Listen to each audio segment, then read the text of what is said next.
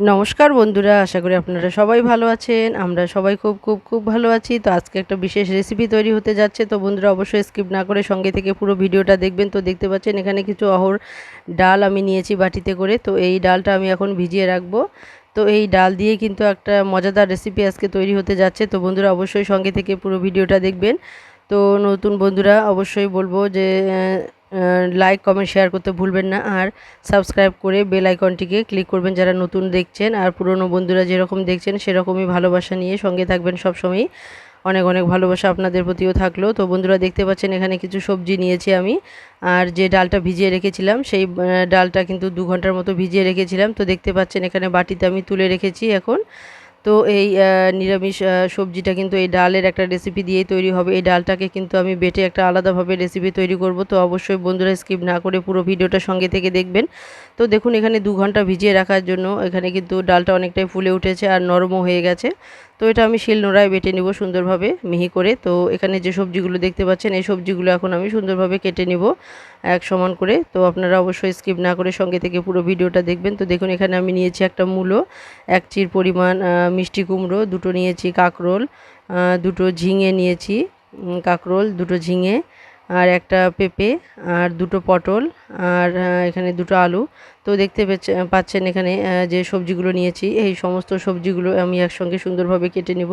আর এই ডালটাকে বেটে একটা আলাদাভাবে রেসিপি তৈরি করব। তো বন্ধুরা অবশ্যই সঙ্গে থেকে পুরো ভিডিওটা দেখবেন। তো বন্ধুরা দেখুন এখানে যে রেসিপিগুলো মানে আয়োজন করে নিয়েছি আমি, তো এগুলো কিন্তু সুন্দরভাবে কেটে পরিষ্কার করে ধুয়ে নেব। আর এখানে কিন্তু বিশেষ কোনো মশলা বলতে আমি এখানে একটা আদার টুকরো নিয়েছি, দেখতে পেয়েছেন এই আদার টুকরোটা আমি বেটে নেব।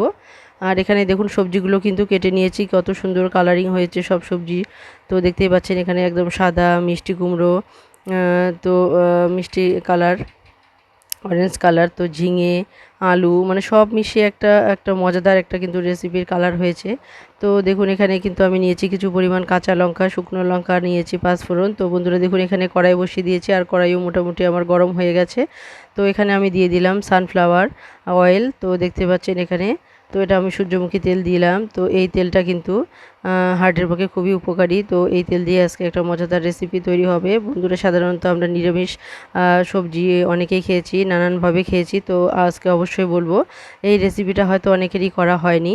তো অবশ্যই এই রেসিপিটা দেখবেন, স্কিপ না করে পুরো ভিডিওটা দেখবেন। তো অবশ্যই বলবো এই রেসিপিটা কিন্তু খেতে খুবই সুস্বাদু হয়, আর সবারই কিন্তু ভালোই লাগে। তো আশা করি যারা নিরামিষের দিনে নিরামিষ খেতে পারেন না বা খেতে চান না, ভালো লাগে না, তাদেরকে বলবো অবশ্যই এই রেসিপিটা তৈরি করলে কিন্তু অবশ্যই আপনাদের খেতে ইচ্ছে করবে। তো নিরামিষের দিন যদি আপনারা এই রেসিপিটা তৈরি করে নেন তাহলে দেখবেন অনায়াসে কিন্তু আপনারা নিরামিষের দিনও খুব মজা করে খেতে পারছেন। তো বন্ধুরা এই রেসিপিটা কিন্তু আমরা সাধারণত নিরামিষ কোনো পুজোর ভোগেও কিন্তু আমরা এইভাবে নিরামিষ রেসিপিটা তৈরি করে নিতে পারি। এটা কিন্তু খুবই সুস্বাদু হয়। তো বন্ধুরা দেখতে পাচ্ছেন এখানে কিন্তু স্বাদ মতো লবণ আমি দিয়ে দিলাম। তো এটা সবজিটা একটু দেওয়ার পর একটু নাড়াচাড়া করে একটু ভেজে নিয়ে কিন্তু আমি এখানে লবণ দিয়ে দিলাম স্বাদ মতো। আর লবণ দেওয়ার পর কিন্তু এটা আমি ঢেকে দেবো 5 থেকে 6 মিনিটের মতো ঢেকে রেখে দেবো একদম পুরো। তো এই 5-6 মিনিটের মধ্যে কিন্তু অনেকটা জল বেরিয়ে আসবে, যেহেতু এখানে লবণ দেওয়া আছে। তো বন্ধুরা দেখুন এদিকে আমার কিন্তু মশলাটা পুরোপুরি রেডি হয়ে গেছে। তো এখানে আমি আদাটা বেটে নিয়েছি দেখতে পাচ্ছেন। আর এখানে যে ডাল আমি দেখিয়েছিলাম সেই ডালটাও কিন্তু আমি মিহি করে বেটে নিয়েছি। তো দেখতে পাচ্ছেন এখানে আমি এখন মশলাগুলো রেডি করে নিব। তো মশলা বলতে এখানে আমি শুধু আদা আর জিরার গুঁড়োই দিব, আর হলুদ তো দিতেই হবে। তো দেখুন এখানে যে 1/2 চামচ পরিমাণ আমি দিয়ে দিলাম জিরে গুঁড়ো, আর দিয়ে দিলাম যে আদা বাটা যে আছে সেটা, আর আমি দিয়ে দিলাম হলুদ। আর এখানে আমি ডালের মধ্যে দেখতে পাচ্ছেন ডালটা কত সুন্দর মিহি করে কিন্তু বেটে নেওয়া হয়েছে। তো এটা ডালটা কিন্তু মিহি করে বেটে নিতে হবে, আর ডাল দিয়ে কিন্তু আলাদা একটা রেসিপি তৈরি করে তারপর আমি কিন্তু সেটা সবজির সঙ্গে মেশাবো। তো অবশ্যই বন্ধুরা সঙ্গে থেকে সাথে থেকে পুরো ভিডিওটা দেখবেন স্কিপ না করেই। তো বন্ধুরা দেখতে পাচ্ছেন এখানে এই ডালের সঙ্গে আমি হালকা একটু হলুদ মিশিয়ে দিলাম, আর এখানে একটু স্বাদ মতো দিয়ে দিব লবণ। তো যেহেতু এটা আমি সবজিতে দিয়ে দেবো, তো এটা লবণটা কিন্তু একদম কড়া করে দেবেন না। তো এই ডালের পরিমাণ অনুযায়ী দেবেন। তো বন্ধুরা দেখুন এখানে 5-6 মিনিট ঢাকা দেওয়ার পর আমি আবার এসেছি। তো দেখতে পাচ্ছেন এখানে যেহেতু লবণ দেওয়া আছে তো সেই অনুযায়ী কিন্তু এখানে জলও বেরিয়েছে অনেকটা, আর এই জল কিন্তু এই সবজিটাকে সেদ্ধ করেই দেবে, যে যতটুকু জল আছে ততটুকু থেকে কিন্তু সেদ্ধ হয়ে যাবে। আর এদিকে আলাদা একটা কড়াই বসিয়ে দিয়েছি বন্ধুরা ডালের জন্য। আমি ডালের যে রেসিপিটা তৈরি করতে যাচ্ছি এখন সেটার জন্য আমি কড়াই বসিয়ে দিয়েছি। তার কড়াইটাও কিন্তু গরম হয়ে গেছে। তো এই ডালের জন্য কিন্তু বেশি তেলের প্রয়োজন নেই, হালকা তেলেই কিন্তু এটা তৈরি করে নিতে হয়। যদি এটাতে বেশি তেল দিয়ে যদি এই ডালের যে রেসিপিটা তৈরি করা যায় তাহলে কিন্তু এটা বড়া হয়ে যাবে। তো এটা কিন্তু বড়া নয়, বড়ার মতোই কিন্তু এটা বড়া নয় কিন্তু এটাকে আমরা সাধারণত এটাকে চাপড়ি বলি। আমরা সাধারণত এই ডালের এটাকে চাপড়ি বলি, এটাকে আমরা বড়া বলি না। তো এটা কিন্তু কম তেলের মধ্যেই ভেজে নিতে হয়। তো বন্ধুরা দেখতে পাচ্ছেন এখানে কিন্তু কড়াইয়ের মধ্যে আমি সামান্য পরিমাণ তেল দিয়েছি, আর যে ডালটা আছে সেই ডালটাকে কিন্তু আমি একটা চাপড়ি তৈরি করে নেব। তো বন্ধুরা অবশ্যই কমেন্টে জানাতে ভুলবেন না আপনারা এই ডালের এই রেসিপিটাকে কি বলেন। আমরা সাধারণত আমাদের এদিকে সবাই এটাকে ডালের চাপড়ি বলে থাকে। তো দেখুন এখানে আমি যে ডাল যে আছে মিহি করে বাটা, তো এরকম করে আমি একটা মানে কয়েকটা চাপড়ি বানিয়ে নেব। আর এই চাপড়িগুলোই কিন্তু আমি যে সবজিটা আছে সেই সবজিটা কিন্তু সময় মতো এই চাপড়িগুলো দিতে হবে। তো কখন সবজিতে এই চাপড়িগুলো দিতে হবে সেটা দেখার জন্য কিন্তু অবশ্যই বন্ধুরা সঙ্গে থাকতে ভুলবেন না। তো অসংখ্য অসংখ্য ধন্যবাদ পুরনো বন্ধুরা, এতদিন অবধি যে এমনভাবে মানে ভালোবাসা নিয়ে আমার সঙ্গে আছেন, ঠিক সেরকমই যেন সবসময় ভালোবাসা নিয়ে পাশে থাকেন এই আশাই রাখি। তো আমি অবশ্যই অবশ্যই আপনাদের সঙ্গে আছি আর থাকবো সবসময়। তো বন্ধুরা দেখুন এখানে কিন্তু সবজিতে কিন্তু অনেকটাই জল বেরিয়েছিল, আর সেটা কিন্তু শুকিয়েও গেছে। তো এতে করে কিন্তু যে সবজিগুলো আছে সেটা কিন্তু মোটামুটি প্রায় সেদ্ধ হয়ে গেছে।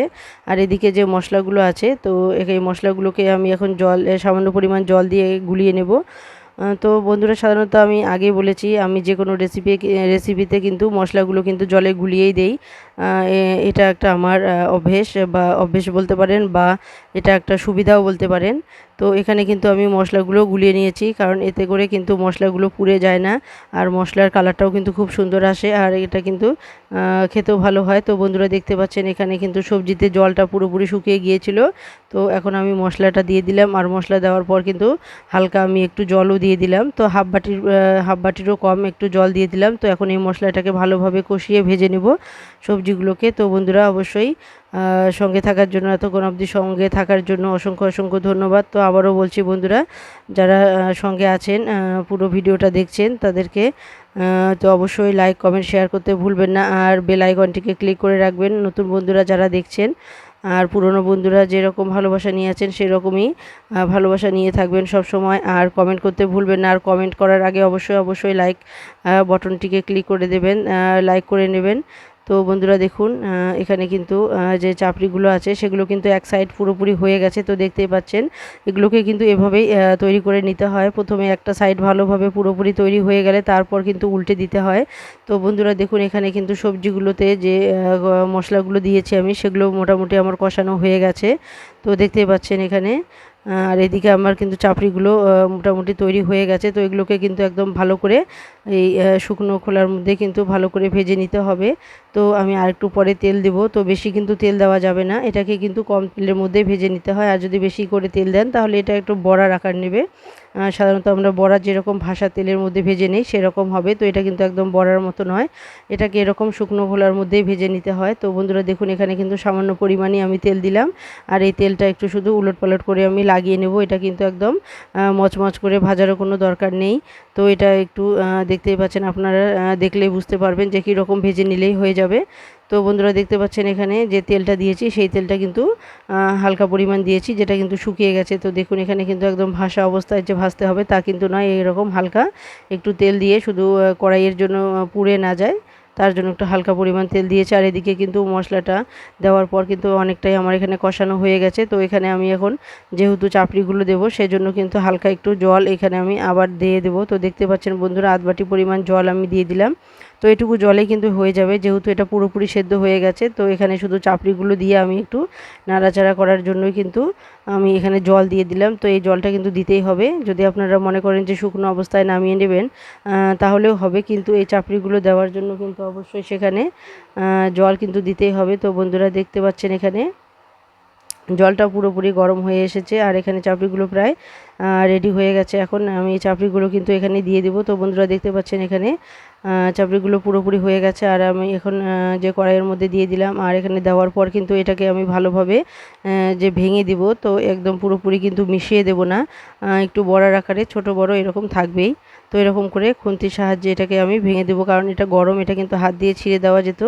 তো ছিঁড়ে দিলে পরে কিন্তু এটা যে অনেকটা সময় লাগবে আর এটাকে ঠান্ডা করে নিতে হবে, তারপরে কিন্তু আপনারা হাত দিয়ে ধরতে পারবেন। তো এখানে আমি হাত দিয়ে না ধরে কিন্তু খুন্তির সাহায্যে এখানে আমি এটাকে টুকরো টুকরো করে দিচ্ছি। তো বন্ধুরা দেখুন এখানে কিন্তু টুকরো টুকরো করে দেওয়া হয়েছে, যার জন্য কিন্তু জল দিয়েছি। তো জল দেওয়াতে কি হয়েছে, যে মশলার মধ্যে এখানে যে চাপড়িগুলো দেওয়া হলো সেগুলো কিন্তু খুব সুন্দরভাবে এখানে মিশে গেল আর এখানে যে হয়ে গেছে পুরোপুরি। তো এখানে আমি সামান্য পরিমাণ গরম মশলা দিয়ে দিলাম। তো গরম মশলা দিয়ে দিলে কিন্তু এর স্বাদ অনেকটাই বেড়ে যাবে। তো বন্ধুরা দেখুন এখানে কিন্তু গরম মশলা দেওয়ার পর কিন্তু আর বেশি এটাকে ভাজা করার কোনো দরকার নেই, একটু উলট পালট করে 2 সেকেন্ডের মতো একটু নাড়াচাড়া করে একটু নামিয়ে নিলেই কিন্তু হয়ে যাবে। তো অবশ্যই অবশ্যই বলছি বন্ধুরা, যারা এতক্ষণ অবধি সঙ্গে ছিলেন, তো অবশ্যই কমেন্ট করে জানাতে ভুলবেন না যে এই রেসিপিটা আপনাদের কেমন লাগলো। তো এই রেসিপিটা কিন্তু খেতে খুবই সুস্বাদু হয়েছে। তো অবশ্যই বলবো আপনারা যদি এরকম করে রেসিপি না বানিয়ে থাকেন তাহলে অবশ্যই একবার এরকম করে বানিয়ে দেখুন, খেতে কিন্তু খুবই সুস্বাদু হয়। তো বন্ধুরা দেখুন এখানে রেসিপিটা কিন্তু খুবই সুন্দর হয়েছে, কালারফুল হয়েছে, তো দেখতেই পাচ্ছেন আর দেখতেও কিন্তু খুবই সুস্বাদু হয়েছে, মানে সুন্দর হয়েছে, আবার খেতেও কিন্তু খুবই সুস্বাদু হয়েছে। তো অবশ্যই যারা নিরামিষ পছন্দ করেন না তারা কিন্তু অবশ্যই এভাবে বানিয়ে খেয়ে দেখতে পারেন, অবশ্যই আপনাদের ভালো লাগবে, এটা আমি বলতে পারি। তো বন্ধুরা দেখুন এখানে আমার রেসিপিটা কিন্তু খুবই সুস্বাদু হয়েছে আর দেখতেও কিন্তু খুবই সুন্দর হয়েছে। তো অবশ্যই অবশ্যই একবার হলেও এরকম করে বানিয়ে দেখবেন, আপনাদের খেতে খুবই ভালো লাগবে। তো বন্ধুরা অবশ্যই বলবো যে নতুন বন্ধুরা যারা এতক্ষণ অবধি দেখছিলেন তারা কিন্তু সাবস্ক্রাইব না করে যাবেন না, অবশ্যই বলছি সাবস্ক্রাইব করতে ভুলবেন না। অবশ্যই অবশ্যই সাবস্ক্রাইব করে বেল আইকনটিকে ক্লিক করে রাখবেন, তাহলে যে কোনো নতুন ভিডিও আসা মাত্র আপনাদের কাছে পৌঁছে যাবে। আর আপনাদের যে বন্ধু বান্ধব আত্মীয় স্বজন আছে তাদের কাছেও শেয়ার করতে ভুলবেন না। তো পুরনো বন্ধুরা যেরকম ভালোবাসা নিয়ে আছেন, অনেক অনেক অনেক অনেক ধন্যবাদ আপনাদেরকে। এরকম ভালোবাসা নিয়ে সব সময় পাশে থাকবেন, আমারও অনেক অনেক ভালোবাসা সবার প্রতি থাকলো।